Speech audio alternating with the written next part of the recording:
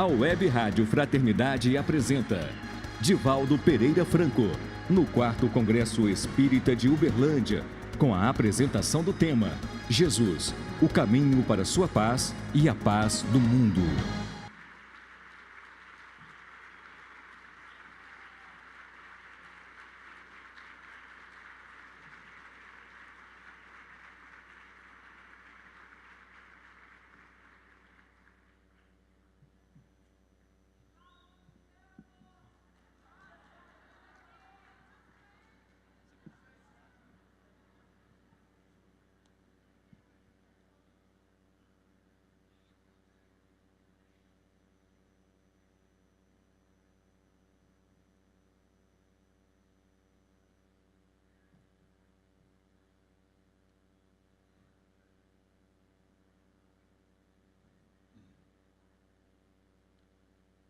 Senhoras, senhores, queridas irmãs, queridos irmãos espíritas, caras amigas e amigos que nos acompanham através da Web Rádio Fraternidade e de outros instrumentos virtuais, nossos votos de muita paz. Ao terminar a Primeira Guerra Mundial, os estrategistas militares reuniram-se para um balanço e chegaram à conclusão de que aquela calamidade poderia ser considerada como a última guerra da humanidade. Analisando-se essa conclusão, 100 anos depois, constatamos que se equivocaram. Porque o ser humano é intrinsecamente belicoso.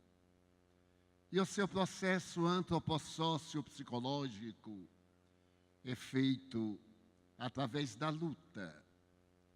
Desde quando surgiram-lhe as primeiras emoções, a característica inicial foi o medo na caverna. Enquanto se utilizava dos instintos básicos, comer, dormir, procriar, os automatismos fisiológicos encarregavam-se de mantê-lo na fase primária do processo evolutivo.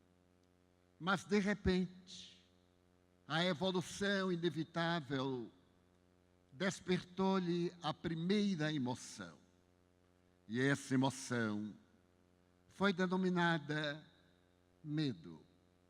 Porque ele percebeu só então que, de repente, alguém caía na intimidade da caverna, decompunha-se, desaparecia. Outros eram devorados pelas feras, vitimados pelos fenômenos sísmicos, destruídos por diversos que chegavam de outras tribos. E o medo assenhoreou-se desse ser que passou a examinar o mundo pela primeira vez, através da emoção. E a psicologia contemporânea, na antropologia, assevera que este princípio racional, o temor, seria responsável pelo imenso elenco de manifestações que conduzem à violência, à desconfiança, à agressividade, à competitividade, o desamor, o ódio, o rancor, a vingança. E nesse painel natural da evolução, a segunda emoção foi a ira, porque o medo leva o indivíduo a irar-se, graças ao instinto de conservação da vida. E a ira responderia logo depois, por uma série de fatores dissolventes na personalidade e no processo interior de crescimento intelecto-moral. Por fim, mais recentemente, o ser humano descobriu o amor e nasceu nele, à semelhança do que ocorria com os animais, o sentimento de amor a partir da delivrance na maternidade, quando alguns animais, devorando a placenta que acompanhara o filho, lambia-os, na atitude da mãe generosa que no futuro irá transformar esse gesto no ósculo de gratidão e de afeto à vida. E o ser contemporâneo, agora munido dessas três emoções básicas, começou a perguntar-se de onde viera, para que viera e qual o destino que o aguardava. Na intimidade dos santuários do passado nas cavernas, os xamãs saudavam o dia na representação da vida que se renova. Cada amanhecer é um espetáculo de vida, rico de bênçãos, de oportunidades. E desde então, aquelas emoções criaram o pensamento filosófico, procurando interpretar qual é realmente o objetivo essencial da vida. Transcorridos milênios de interrogações, chegamos à hora culminante da evolução tecnológica pela ciência, das reflexões profundas pela ética filosófica e das grandes emoções pela fé religiosa.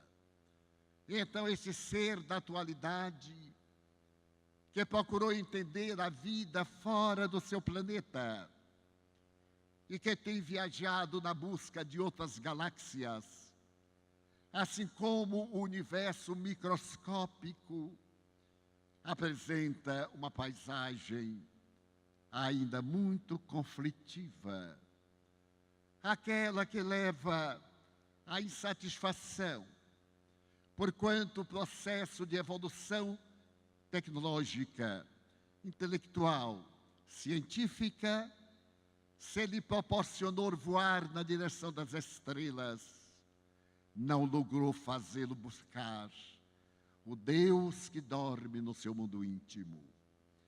Propiciou-lhe as viagens fascinantes para o exterior, mas não deu coragem para examinar os abismos que ainda se encontram nos pântanos da sua mente, na linguagem da psiquiatria moderna. Por quê? O homem das estrelas ainda fosila nos pântanos da degradação humana. Porque a guerra ainda é um instrumento de combate, desde os conflitos internos, guerra interior, até aqueles conflitos que atingem as grandes nações, as calamidades mortíferas mundiais. O egrégio codificador da doutrina espírita, na lei de destruição, na terceira parte do Livro dos Espíritos, que cuida das leis morais, interrogou as entidades venerandas, conforme a questão 742, o porquê da guerra. E as mesmas entidades veneráveis redarguiram pela predominância da natureza animal sobre a natureza espiritual do homem e da mulher, e o desbordar das paixões inferiores. E o que pretende Deus com a guerra? Diremos, na interpretação da palavra dos seres angélicos, despertar a criatura rebelde para as realidades da consumpção carnal e da legitimidade da vida transcendente, que é a vida em espírito. Diante dessas reflexões, veio Jesus à terra proclamar o reino da paz. Ergo vos bonus pastor. Eu sou o bom pastor, e sem a menor preocupação com as consequências que pudessem trazer-lhe a decisão de pastorear um rebanho de lobos vestidos de ovelhas, ou de ovelhas ainda inaptas para a generosidade. Ele permite-se ser a ovelha do holocausto, para que possamos compreender que a existência física mais longa é sempre muito breve na realidade cósmica. E se faz indispensável aproveitar o périplo carnal para tornar essa divina fagulha que jaz no ser realmente o Deus, com letra minúscula, que procede do Deus, inteligência suprema, causa inicial de todas as coisas. Ante este prelúdio, gostaria de volver à Primeira Guerra Mundial, considerada até então a mais terrível, superada posteriormente nos anos 39 e 45 e continuada na tragédia do cotidiano. Vemos, por exemplo, as filosofias de ocasião, nesse momento de angústia, apresentarem soluções apressadas, também através da guerra. E ainda líamos que, além da devastação causada pela tremenda armadilha da guerra atômica de Hiroshima e de Nagasaki, a criatura humana, nestes anos praticamente denominados de paz, experimentou 116 guerras. E, neste momento, a Unesco relata que existem mais de 30 pontos de guerra no planeta que ainda não logrou a paz.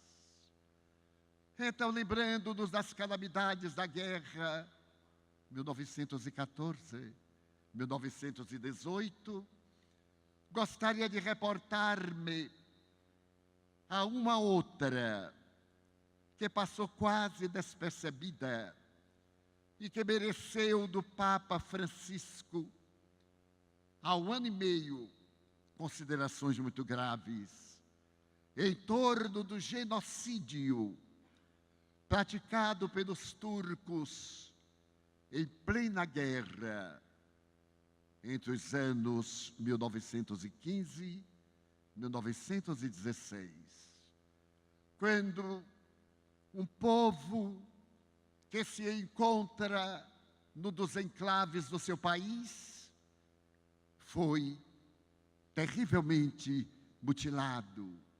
E em menos de 2 anos, este povo teve assassinadas 1.500.000 vidas, que lhe jazem na memória até hoje, atormentadamente. É a respeito dessa pequena guerra que a política da época fez um grande silêncio para evitar complicações mais graves do tumulto que tomou conta da terra. Desejo referir-me a um domingo pela manhã, em uma pequena aldeia do enclave de pessoas que não pertencem ao mesmo gens da veneranda e tradicional Turquia. Um pelotão dirigido por um homem de baixa estatura invade uma propriedade rural selvagemente e, chegando à sala em que está reunida a família para o de jejum, o cavalheiro que comanda o pelotão saca do revólver e, sem uma palavra sequer, mata o chefe do clã. De imediato, mata no extremo oposto da mesa, veneranda mulher, e toma de duas jovens, respectivamente de 12 e de 15 anos, e delineia um futuro trágico para as suas existências. Armenos, esses familiares experimentam o horror de uma guerra contra seu povo, pelo crime de ser um povo que não tem pátria, que foi localizado ali por circunstâncias políticas, oportunamente. E a menina de 15 anos é arrastada pelos cabelos escada abaixo, na posse do sicário, enquanto a mais jovem é atirada à tropa esfaimada, que a estupra, a vilaniza e a assassina no albor da juventude. Passam-se os anos. O enclave dos armenos continua até hoje imolado, perseguido, e o Papa levantou a sua voz audaciosa para profligar as nações que permitem esse genocídio em o silêncio político de interesses econômicos grupais. Mas a roda do destino continua a sua movimentação. E aproximadamente 12 anos após, em uma grande clínica na capital do país, uma surpresa toma conta do administrador. Chega uma ambulância e dela é retirada uma maca na qual se encontra um homem em quase estado de putrefação, apesar de encontrar-se vivo. É turco, pertence a uma alta função pública. Ele foi ali trazido para que se lhe possa oferecer uma qualidade melhor de minutos, já que a morte era inexorável naquele mesmo dia. O odor da carne humana em putrefação asseveram que é pior do que o dos outros animais. E esse odor pútrido toma conta da sala de visitas. E o chefe da clínica vê-se aturdido, examina en passant o homem que é carregado na maca, enquanto os auxiliares usam máscara contra gases. E diz, mas este homem está morrendo. A carne putrefacta solta aos pedaços de uma enfermidade dermatológica não identificada. Não temos onde colocá-lo, mas de repente ele se lembra de uma parte isolada da grande clínica de Istambul e pede que o paciente seja levado para lá. Médicos, paramédicos, recusam-se em atendê-lo, porque a morte é logo mais, e tem medo de uma contaminação. O homem, o Lula, urra de dores. E o presidente da clínica, de repente, recorda-se de uma jovem enfermeira dedicada aos seus pacientes. Ei-la em atividade no fichário, chama e fala da situação embaraçosa em que ele se encontra já, que os demais especialistas recusam-se a atender a esse homem cadavérico, mesmo porque será inútil qualquer ajuda. Porém, reconhecendo dela os seus sentimentos de nobreza, pergunta-lhe: será você capaz de estar pelo menos perto para alguma necessidade? E ela, sorrindo jovial, rica de juventude, diz como não. Eu jurei tornar a vida dos meus pacientes melhor. Eu comprometi-me em atendê-los em qualquer circunstância e tomando dos equipamentos de emergência necessários para talvez cortar as carnes que estavam caindo, fazendo uma limpeza. Não havia ainda um instrumental bom, nem uma asepsia rigorosa daquele 1926, 27 talvez, e partiu para as partes do fundo da clínica. Atendeu o paciente. Ele não morreu naquela tarde como era esperado. Nem no dia seguinte, nem na próxima semana, nem no primeiro mês. 6 meses depois, miraculosamente, ele teve alta. E veio agradecer ao diretor da clínica, dizendo que ia propor às autoridades máximas benefícios múltiplos para aquela casa de saúde.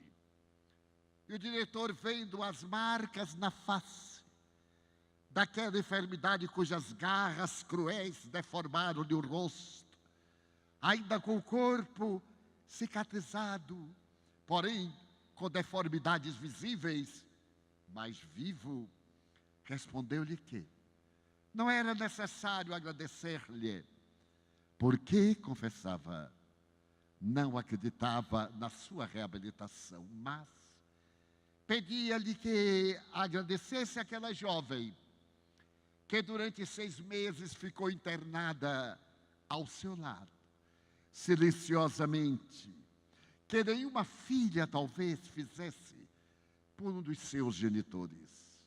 Ele olhou-a, sorriu e disse: de fato, este é o anjo do silêncio. Quase nunca arranquei-lhe mais do que uma sílaba.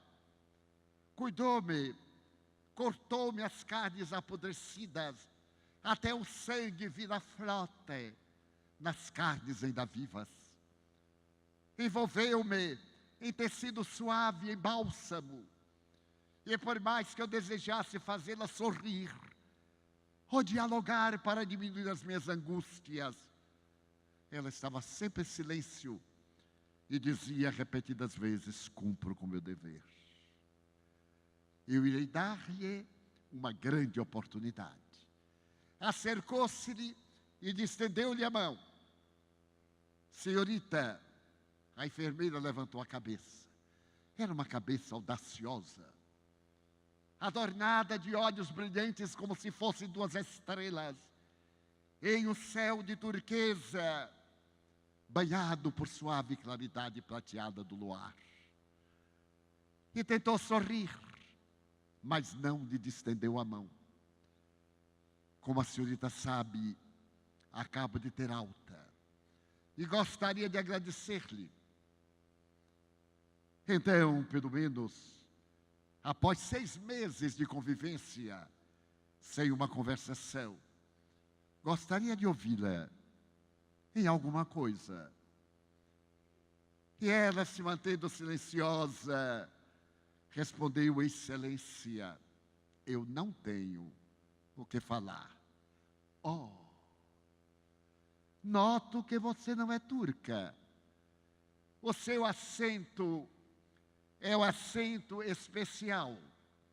Falo turco muito bem, porém com a sonoridade de um outro idioma. E a senhorita, por acaso, é armena? Sim, excelência. Eu sou armena. Oh, comprazo-me em apertar-lhe a mão, que ela não te estendeu. Eu estive na Armênia, eu estive na sua pátria, no passado 1915, Quando estávamos em guerra, eu visitei a Armênia e conheci o seu povo gentil. Ainda me recordo da minha jornada armênia, que me proporcionou galões do exército. E ela redarguiu. Eu me recordo de que eu conheço Sua Excelência. Mas como? De que forma? E no mês de setembro, em um domingo pela manhã, em uma casa de campo, em que uma família fazia o de jejum, de repente Sua Excelência se adentra com o pelotão e mata meu pai. Ato contínuo, mata minha mãe, diante do estarrecimento de mim e de minha irmã. Depois viola e atira a soldadesca, que me faz recordar vampiros cruéis, e me arrasta pelos cabelos ao seu bordel, onde outras jovens padeciam os desconfortos morais da sua sexualidade pervertida. Ele foi escrava, mas felizes foram meus pais e minha irmã, que morreram. Eles morreram porque perderam somente o corpo, mas Sua Excelência matou a minha alma 1000 vezes, apunhalou-me 1000 vezes, despedaçou-me os sentimentos 1000 vezes, e eu jurei que me vingaria de Sua Excelência. Lutei para não morrer, e consegui seduzir um guarda, e fugir do bordel, e fugir. Eu tinha que viver para me vingar, mas para me vingar da forma que eu havia sido assassinada interiormente. E então, quando eu aqui cheguei, você me reconheceu? Sim, Excelência. A vítima nunca esquece o algoz, embora o inverso não seja idêntico. Eu tive nas minhas mãos a oportunidade de matá-lo, de estrangulá-lo, de tirar as carnes podres, arrancando as vísceras. Olhei para o assassino de meus pais, para o homem que me destruiu a alma, depois de assassinar minha irmã. Mas não pude fazer. Não pude fazê-lo porque eu me tornei cristã. Enquanto eu adotava a doutrina anterior, o ódio asfixiava-me, a vingança dava-me forças. Recorri aos jornais, consegui identificar onde Sua Excelência vivia. Fui fazer o curso de enfermagem para ter acesso a uma vida digna. Transferi-me para Istambul. E Deus, o Deus da humanidade, mandou o miserável, o algoz da nossa família, para os meus braços. E quando eu o tinha tornada cristã, eu me recordei dele, de braços abertos na cruz. Perdoa-os, meu Pai, eles não sabem o que fazem. Então, eu realizei o gesto mais avassalador da minha alma. Eu perdoei a Sua Excelência. Já não é mais Sua Excelência. Estendeu-lhe a mão. Quero apertar a mão do meu irmão. Não tenho o menor ressentimento, porque as leis de Deus, que eu ignoro, devem ter motivos especiais que me transcendem para toda esta circunstância. Sua Excelência abaixou a cabeça e a jovem deu-lhe um abraço fraterno, um abraço de paz, porque só é possível ter paz quando se ama, e somente se pode amar quando se é capaz de perdoar, sem qualquer excogitação. Na obra em que eu retirei essa história chamada perdão radical. Está uma pergunta: você perdoaria? Eu fiquei um mês perguntando-me se eu perdoaria esse homem, tendo agora no instante da vingança. E me recordei de um dos mais notáveis homens do século passado, Martin Luther King Jr. A vingança estraçalha o nosso coração, mas não nos devolve a paz que foi roubada. Então eu perdoei, percebi que seria capaz também de perdoar, não por mim, mas por aquele que a todo instante me dá uma nova chance. Pelo homem de Nazaré, de dúlcida voz, de presença marcante e de mensagem que modificou a estrutura da humanidade. Quando Ernesto Renan teve a oportunidade de escrever a vida de Jesus, ele que era ateísta, imortal pela Academia de Letras em França, poliglota, professor de grego da Universidade de la Sorbonne, a primeira coisa que ele pensou foi esta: quem é Jesus? Que homem é este que não coube na história universal? É o ser cujo berço divide a história, no antes e no depois. Também me recordei que esse próprio Ernesto Renan, no dia 22 de fevereiro de 1862, no Colégio de France, o mais notável colégio de educação da Europa, ao dar a sua aula inaugural às inteligências mais brilhantes da França, começou seu discurso ipsis verbis: Jesus foi um homem incomparável. Nessa frase, ele agredia a tradição que asseverava ser Jesus Deus. Jesus foi um homem incomparável. Também ele atingia na religião dogmática da França o mistério da Santíssima Trindade. Mas ele falou a respeito deste homem incomparável e escreveria a sua vida em 3 tomos, dando calor humano como a nenhuma outra personalidade alguém conseguiu dar. A vida de Jesus, comentada por Allan Kardec na Revista Espírita, em 2 belos artigos, é um poema a esse homem que reverteu a história da humanidade. Porque até ele, o poder era da força, os valores eram do poder, e as criaturas eram vítimas das organizações poderosas e destrutivas.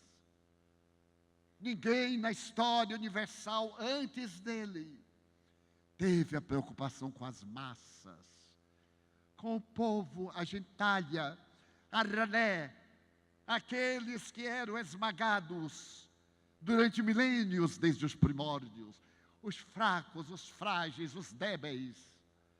Mas a sua preocupação foi erguer a sublime canção da montanha e tornar bem-aventurados os simples de coração, os pobres em espírito de competitividade, os pobres em espírito de orgulho, de poder, aqueles que amam e que são espezinhados, cuja presença mal cheirosa desagrada a pituitária refinada dos poderosos.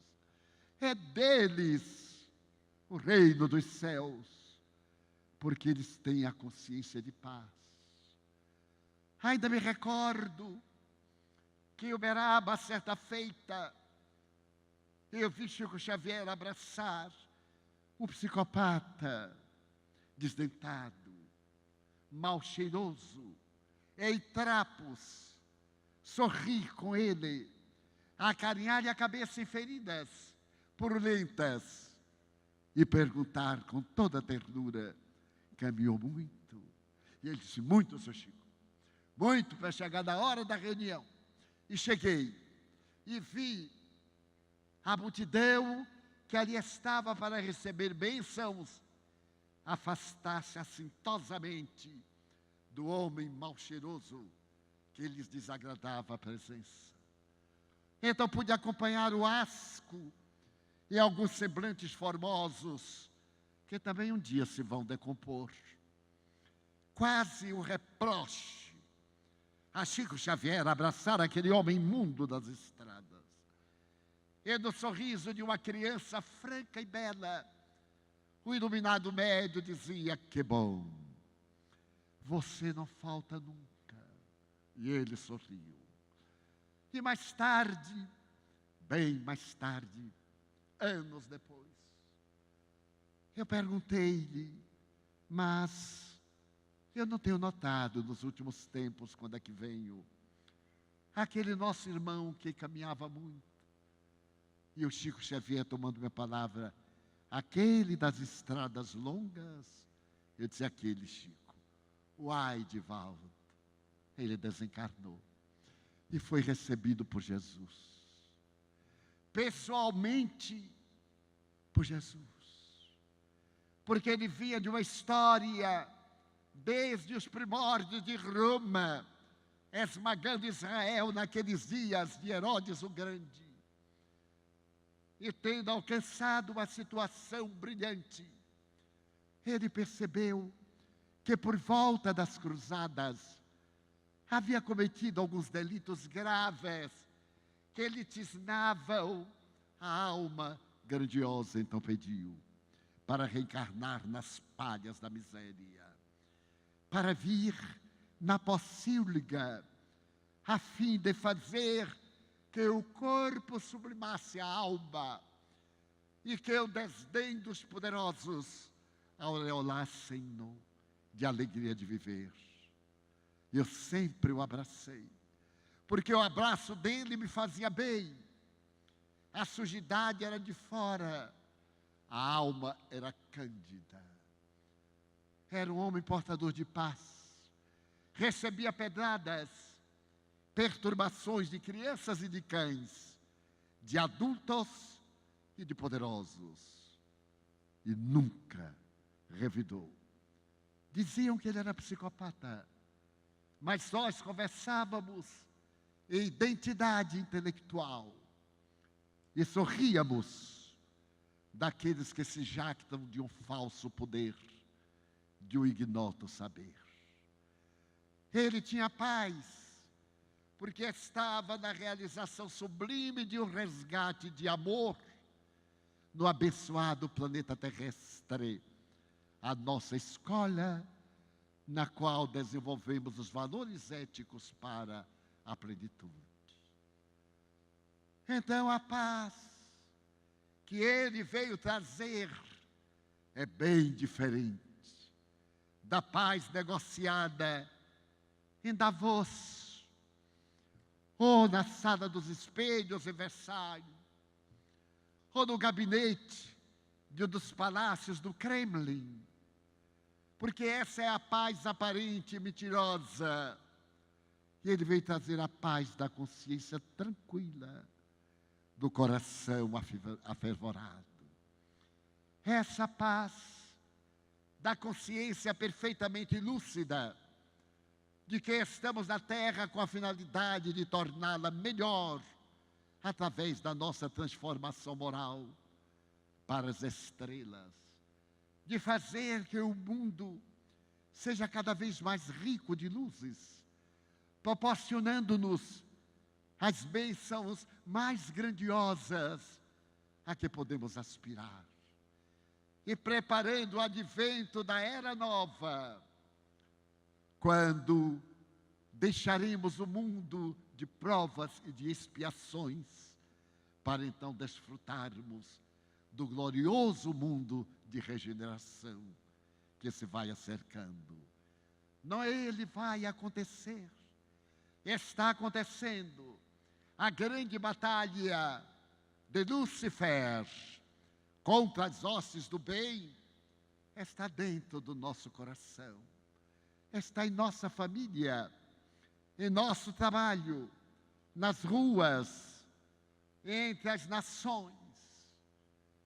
Há poucos dias cheguei de Berlim, a Berlim das tradições da Segunda Guerra Mundial, a Berlim da República Democrática proposta por Stalin, a Berlim do Muro, e pude aspirar o ar mefítico de natureza psíquica que paira sobre a capital da Germânia, ainda hoje, mais de 70 anos depois das calamidades ali vividas. Estive no Palácio de Potsdam, onde foi firmada a paz e onde o muro em Berlim ceifou milhares de vidas em nome da paz. Esta é a paz enganosa da política, não é a doce paz da solidariedade preconizada por Jesus.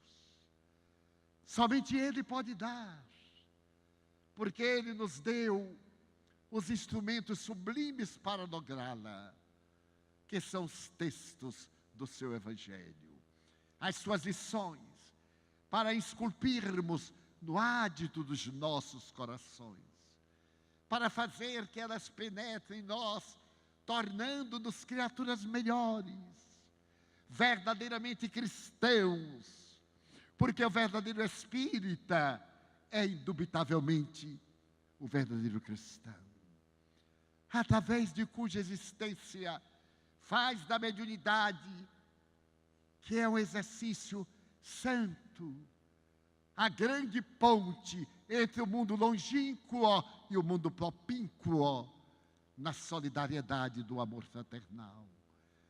Então, reflexionando sobre este 4º Congresso Espírita de Uberlândia, para poder falar sobre a paz pessoal, não podia esquecer que a grande paz do mundo depende de mim, depende de você, de cada um de nós. E o nosso afã para conquistá-la é de cada instante, de todo momento, de cada hora. Não posterguemos, pois, o perdão que deveremos doar.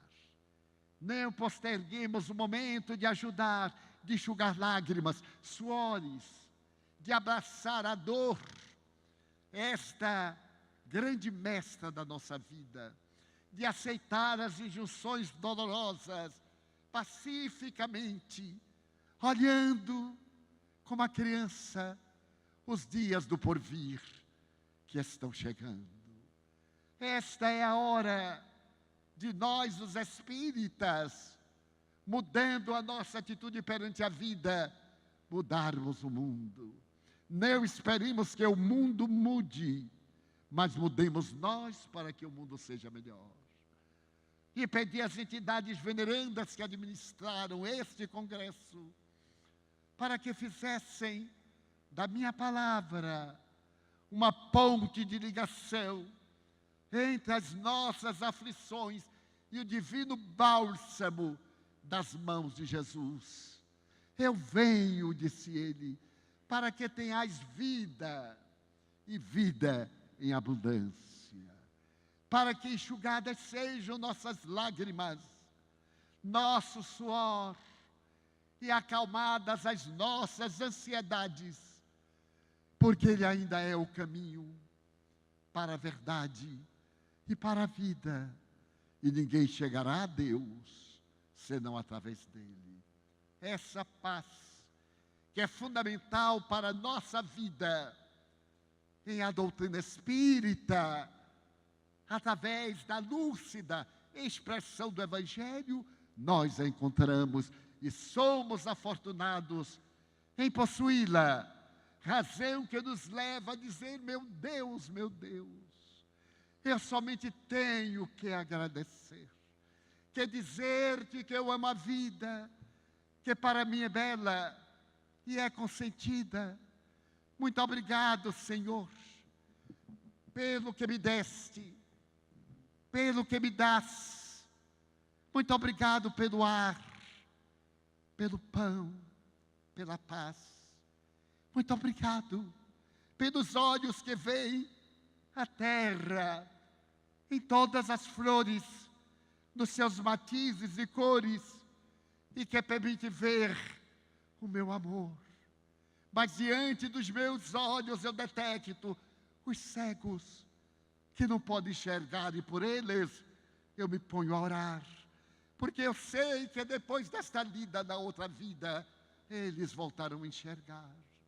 Muito obrigado, Senhor, pelos ouvidos meus, que me foram dados por Deus, ouvidos que ouvem o tamborilar da chuva no terreiro, a melodia do vento nos ramos do ormeiro, e as lágrimas que vertem os olhos do mundo inteiro. Ouvidos que ouvem a música do povo que desce do morro na praça cantar, a melodia dos imortais que se ouve uma vez e não se ouvida nunca mais. Pela minha faculdade de ouvir, pelos surdos, eu te quero pedir, porque eu sei que na vida nova, depois desta prova, eles voltarão a sentir. Muito obrigado, Senhor, pela minha voz, pela sua voz, pela voz que ama, que canta, que alfabetiza, que ilumina, que legisla, que trauteia uma canção, e que o teu nome renuncia com dulce da emoção, diante da minha faculdade de falar. Pelos infelizes que sofrem de afasia e não cantam nem falam de dia, eu quero rogar, porque eu sei que depois desta dor, eles também viverão o amor. Obrigado pelas minhas mãos, mãos que aram, mãos que semeiam, mãos que agasalham, mãos de ternura, mãos que libertam da amargura, mãos que apertam mãos, mãos de carícia, pelas mãos de sinfonia, pelas mãos de cirurgias, de poesias, de psicografias, pelas mãos que atendem a velhice, a dor, o desamor, pelas mãos que no seio embalam o filho de um corpo alheio, sem receio, e pelos pés que me levam a andar sem reclamar. Obrigado, Senhor, porque eu posso caminhar, mas diante do meu corpo perfeito, eu te quero louvar, porque eu vejo na terra aleijados, amputados, marcados, paralisados, que se não podem movimentar. Eu oro por eles, porque eu sei que depois desta expiação, da outra reencarnação, eles também bailarão. Muito obrigado por fim, pelo meu lar, meu doce cantinho, meu poeta, meu ninho, seja ele uma mansão, um palácio, um duplex, o que for, um bangalô, uma favela, mas que dentro dele exista a figura do amor, de mãe, ou de pai, de mulher, ou de marido, de filho, de irmão, a presença de um amigo, alguém que me dê a mão, porque é tão triste a solidão. Mas se eu a ninguém tiver para me amar, nem um teto para me cobrir, nem uma cama para deitar, nem um cão ou um gato para me acompanhar, nem assim eu maldirei. Pelo contrário, eu te direi: obrigado, Senhor, porque nasci. Obrigado, Senhor, porque creio em ti, pelo teu amor. Obrigado, Senhor, pela sua atenção. Muito obrigado, senhores.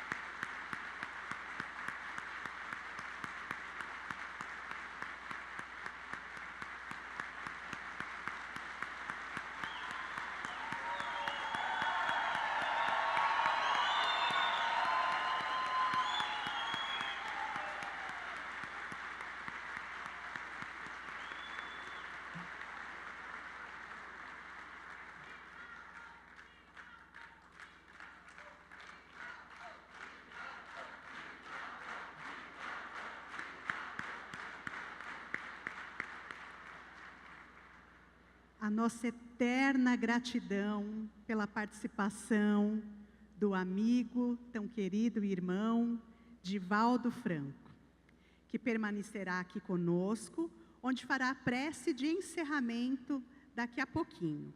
E agora nós iremos assistir a um vídeo da Mansão do Caminho.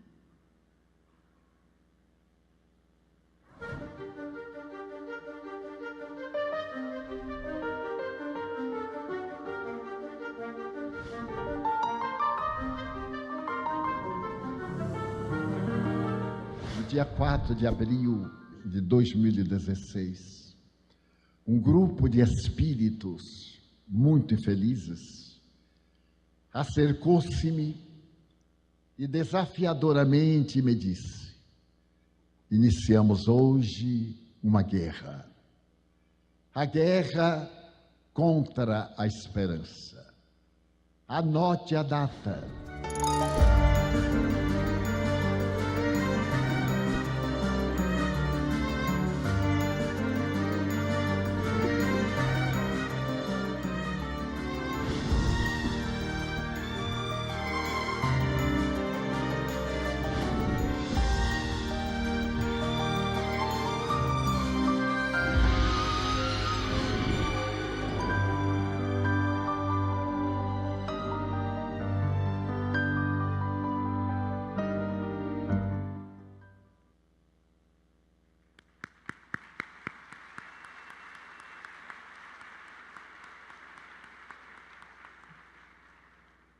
Nós convidamos agora Rubens de Castro, diretor da Web Rádio Fraternidade e idealizadora do Congresso Espírita de Uberlândia, para uma rápida fala.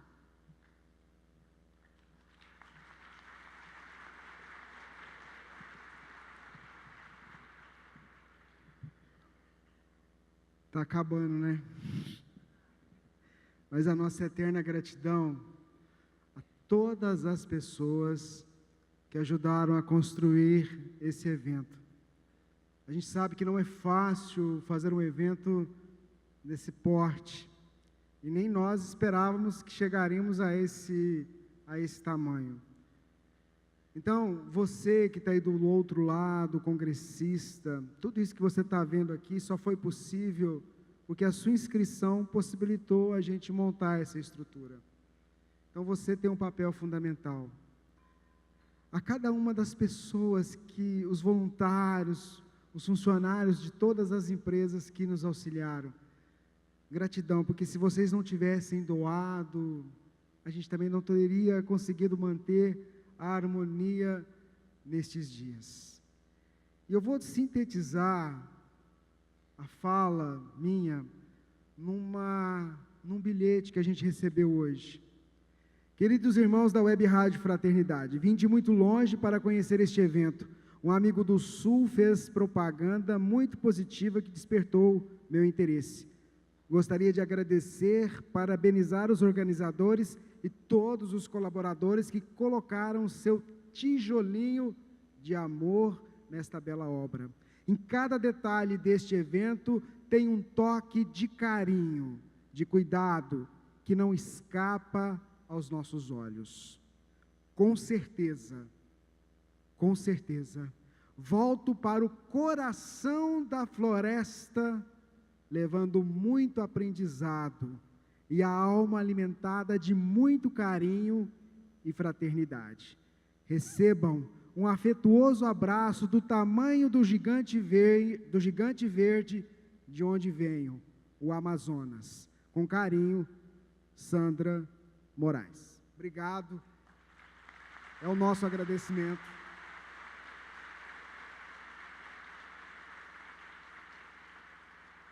E não se esqueçam de que tudo aquilo que nós ouvimos nesses 3 dias não pode ficar guardado junto de nós. Mais do que falar de tudo aquilo que nós ouvimos aqui nestes dias, urge viver a mensagem do Cristo. Nestes tempos que nós estamos vivendo, que todos aqueles com os quais nós nos relacionarmos, que possam enxergar na gente cartas vivas daquele que é o nosso modelo e o nosso guia. Obrigado.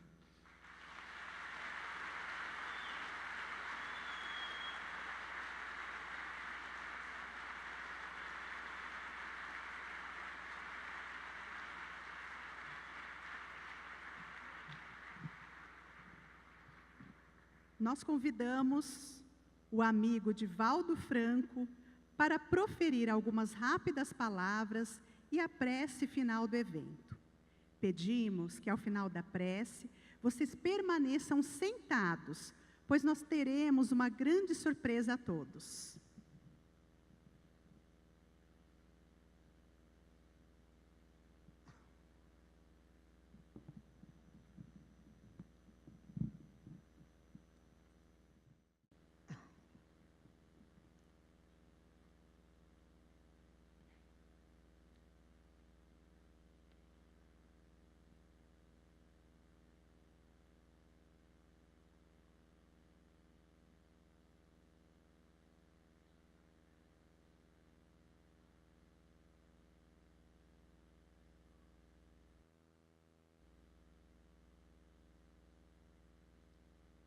Senhor Jesus, assinalaste-nos com a tua mensagem em brasa viva. O amor seria o nosso cartão de identidade, através do qual todos saberiam que somos teus discípulos. E durante esse período largo, temos tentado corresponder à tua sublime expectativa. Muitas vezes ouvimos-te o chamado e falhamos, abandonando-te na cruz da nossa ingratidão para atender às paixões dissolventes que nos desesperavam. Compreendemos infinitamente o nosso dever de servir, mas sempre utilizamos do teu nome para servir-nos, levando a tua mensagem ao ridículo, ao opróbrio. Hoje, bafejados pelas claridades do mundo espiritual, o Espírito de verdade nos conclama ao amor, ao estudo, ao serviço da caridade. Aqui estamos, após esta tentativa de reorganização interior para construirmos o mundo novo. A tua confiança enseja-nos, mais uma vez, o trabalho de redenção, que isto nos escapa de um momento para outro, por ignorância ou por negligência. Agradecemos-te a imerecida honra de nos encontrarmos na tua seara, mais uma vez, a fim de atingirmos as metas que ficaram do passado. Apiada-te das nossas imperfeições e distende o teu olhar magnânimo sobre nós próprios, sofredores e necessitados, ajudando-nos a escalar a montanha da sublimação evangélica, superando o ego perturbador e cruel e as marcas das imperfeições pretéritas. É com esta emoção que encerramos este conclave em nome dos espíritos espíritas, em nome dos trabalhadores que ostentam a tua bandeira na espiritualidade, em tentativas contínuas de iluminar a terra, nossa querida mãe, no atual processo de desenvolvimento moral. Com este sentimento de gratidão, colocamos o ponto que suspende os trabalhos nesta forma para prosseguirem nas canções de amor e de caridade em nossos corações. Filhas e filhos dos sentimentos bons, ide e vivei o Evangelho. Pregai-o pelo exemplo. A humanidade necessita de Cristo, hoje, mais do que nunca.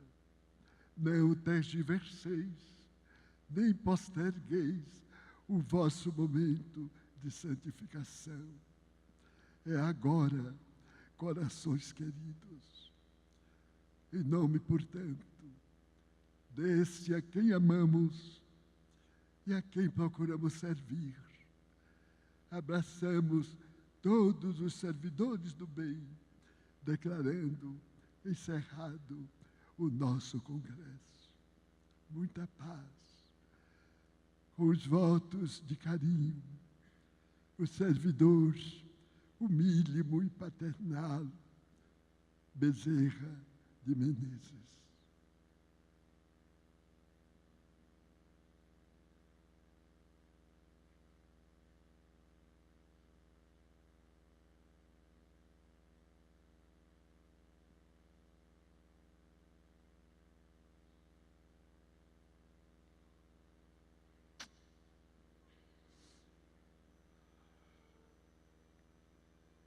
Está encerrado o 4º Congresso Espírita de Uberlândia.